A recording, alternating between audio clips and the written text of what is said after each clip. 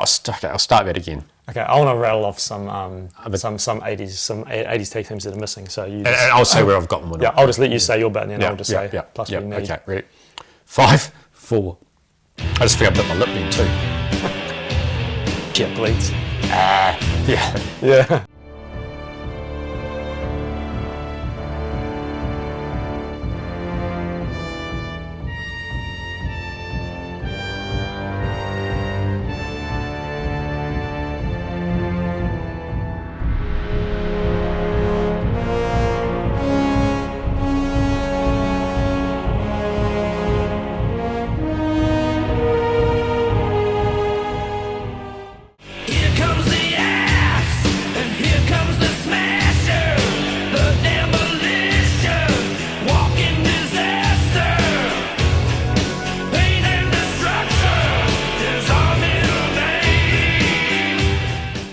Hey everyone, and welcome back to Two Barbarians. I'm Wade. And I'm Lee. And today we're here to talk about the Road Warriors.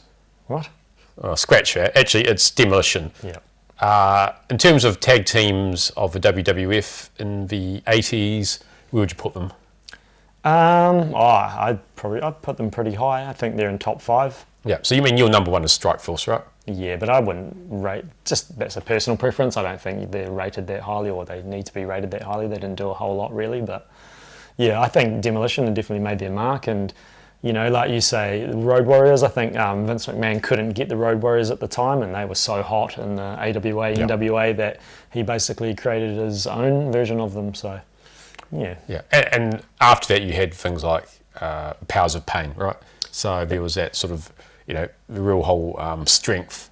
Two big guys, you know, strong. Face paint. And they generally play the role of antagonists, of heels, right? Until they did the old switcheroo and become a face. But, I mean, two big guys destroy things like, you know, the Rockers. Yeah. That's what they're not the technical wrestlers. They didn't do a whole lot of wrestling holds or moves. It was all just smash and pounding and, you know, that sort of thing. So. Yeah. Well, as part of that, we've got our little range of Demolition figures to run through here. So basically, it's the evolution of figures, right? You start with the LJNs, you go through the Hasbros, and then you've got the Jakks Pacific ones, and then you've got the Elites. So it's a pretty good one. And if you start with the LJNs, pretty disappointingly, we only did the one, right? Correct. This was all that was released back in the day as poor old Axe. And if you got the card back, the last series, they showed sort of upcoming wrestlers, and none of them were made. But Smash was on the back, so it was a huge disappointment to fans at the time that he never was made.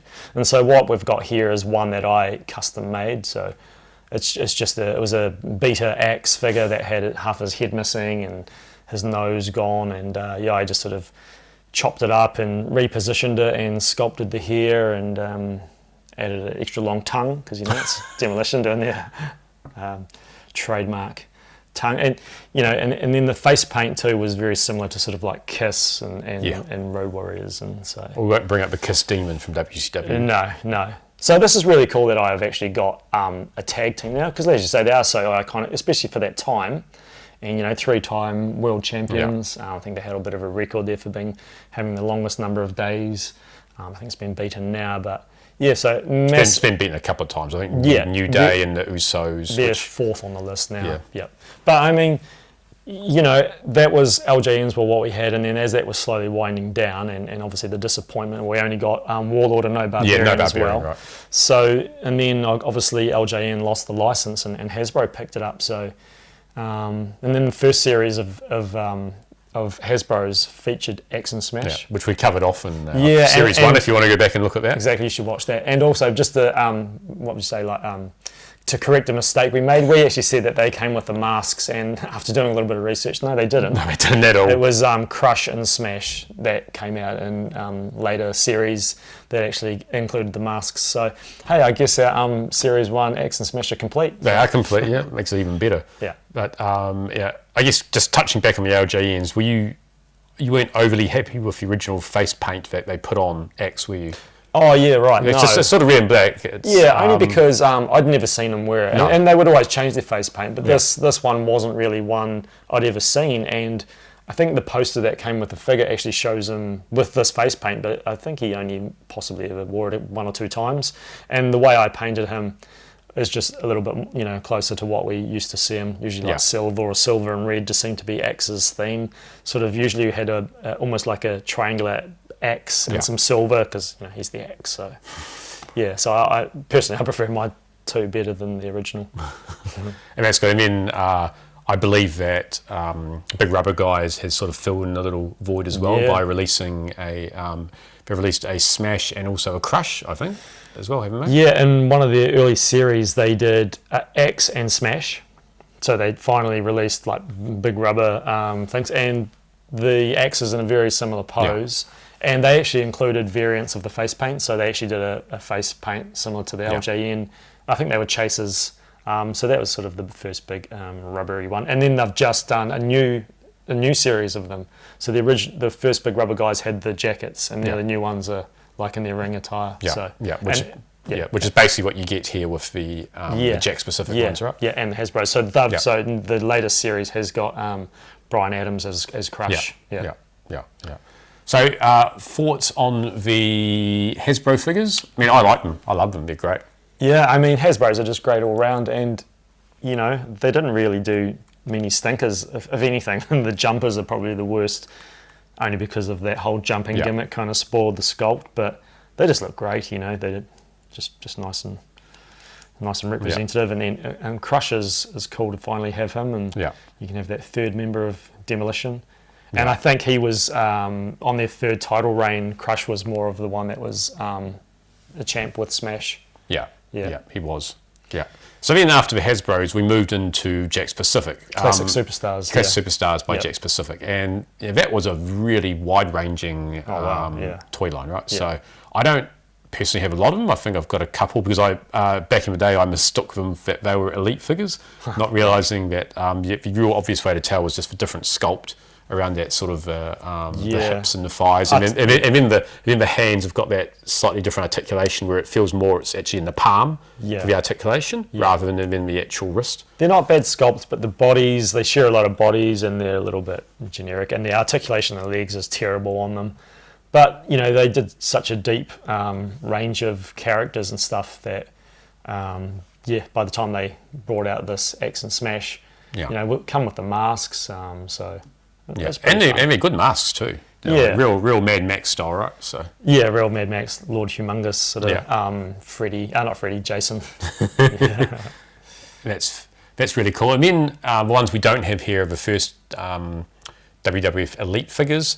They came out. I remember seeing them at the time. I think it was at the warehouse. I saw them, and I turned 2010. Yeah, I passed on them. I looked at them. I thought, don't need. Maybe they're cool, but I don't need those. And I bought Mr. Perfect back then, but I passed on Demolition, and because they hadn't signed their Legends contracts or anything, then as part of ongoing disputes, the lawsuit. Yeah, well, they were part of the lawsuit.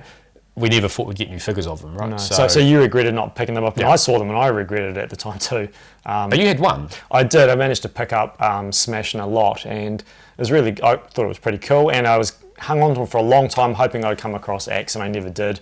And then I sort of just decided to sort of sell off a lot of my Mattel modern wrestling figures, so Smash had to go. Yeah, but you kept your Jakks Pacific. Your Demolition and your Strike Force. Strike Force, I just have those two for that like classic feud. Strike Force being the team, my favourite team as a kid, and the team that Demolition beat at WrestleMania 4 to win their first championship. And then they had the big split with Strike Force, right? So that was when you were in tears, essentially, wasn't it? No, not really. Because they injured Rick Martel and he had to leave for a while, and so it was just Tito on his own. And actually the story is that they brought in the mercenaries of Warlord and Barbarian as the Powers of Pain to exact revenge. Yeah. So anyway, But sorry, and the only thing I forgot to bring these over to Wade's is they came with shiny gold championship belts. Yeah, they did. Yeah. So never mind. But that's cool. Yeah. And then we get to the newly released or re-released. I love that. It's series 1, 2, 3. It's a shame they didn't put the 1, 2, 3 kid with the series 1, 2, 3. I mean, surely they could have done that. Yeah, they released them slightly earlier in series 1, 2, 3 actually. But Mattel has basically been putting out. They've got their Legend series. It's strangely not part of that. Again, Right. but then they also... Is it different packaging? Yeah, they also put out, well, they're generally Walmart exclusives as well. And they've put out, basically, most of the waves have 4 to 6 of the modern superstars. So you get your standard Roman Reigns and Drew McIntyre, and back in the old days it was John Cena. So now you get them, but they generally put in 1 or 2 classic superstars in there. Upcoming Coco Beware type arrangement. So, yeah, to get them, they're really bloody sought after. Just any of the legends, generally, any of the classic ones. Yeah. You could, I know that when I go to the toy store and I have a look through the wrestling figures, and I just see all these modern wrestlers that I don't really care about, and I'm just looking to see what classic ones they have, and I never see them. So they're always picked off by collectors. Yeah, I mean, a relatively recent one came out, I think it might have been... it was WrestleMania or SummerSlam, but it had Jake the Snake, and of course you see the whole wave except for Jake the Snake. Of course, as you knew would happen. But yeah, so picking these up was quite fortuitous by me.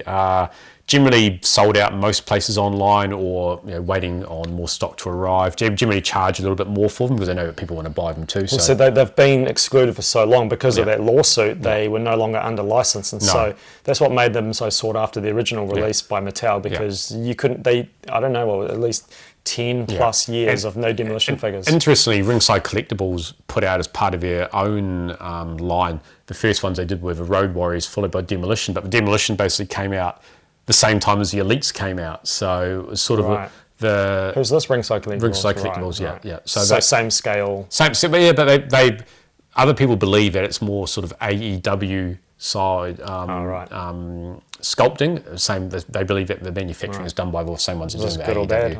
I think it's fine, but they're just different to the Elite. So I've got a relatively big Elite collection. So I was weighing up to get those Ringside Collectible ones when they were announced. I've been finally got my hands on these. So were these cheaper? Probably about the same. Right, okay. Probably about the same. You'd probably expect the Mattel ones to be a bit less, but that's what you get. And they come with your ring attire, and they come with their masks. One thing I didn't quite like is that Smash has got yellow. And it's a slightly different look for him. I think Axe is basically in his classic look. But yes, I guess it's you can put the mask on, you wouldn't even know. But I guess just that, to me, the perfect Smash doesn't quite have that yellow on him. Yeah, I think just more red, white and black is sort of more classic, but that's interesting. And I think that's definitely a different face paint design to the original release.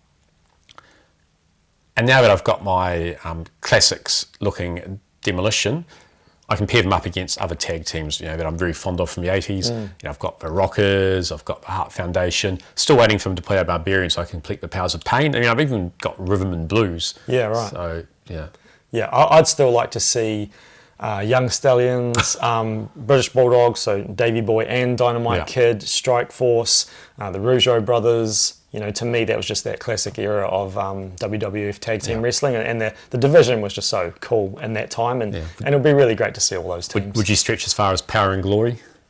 Yep, I would. I didn't mind them. I thought they were quite good. Yeah, Bolsheviks, right? Yep. Bolsheviks, Conquistadors. Conquistadors. Killer Bees with masks. Bring it all on.